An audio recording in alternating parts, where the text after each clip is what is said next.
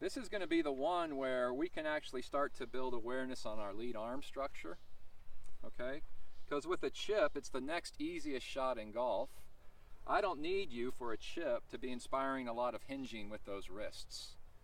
So we're going to build some pressure and structure in that lead arm so that when I'm figuring out the bottom there, meaning bottom of the club, tops of the grass, I've got my little model in here of my spacing in my lead arm, okay? I've brought my trail arm on there, and my trail arm is going to act as a little piston right in here. It's going to act as the influencer of motion. And all we're going to be doing with that trail arm is moving our lead arm structure.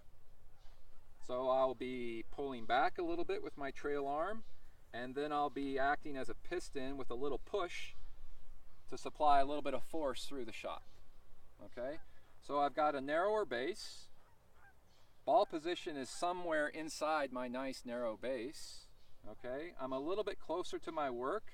That means I'm playing that golf ball just a little bit more biased to the toe. All right, I've got a little bit of weight and pressure on my lead leg. I've got some good awareness in my lead arm structure, and I'm using my trail arm as just a little piston action there. And you'll notice I wasn't really aiming at anything, but you'll notice that with that little action there, I got some loft, right? Popped up in the air quite nicely. Wasn't really difficult. Didn't have to do a lot of any kind of squirrely stuff there. Just a little bit of piston action here, a little bit of action all the way through.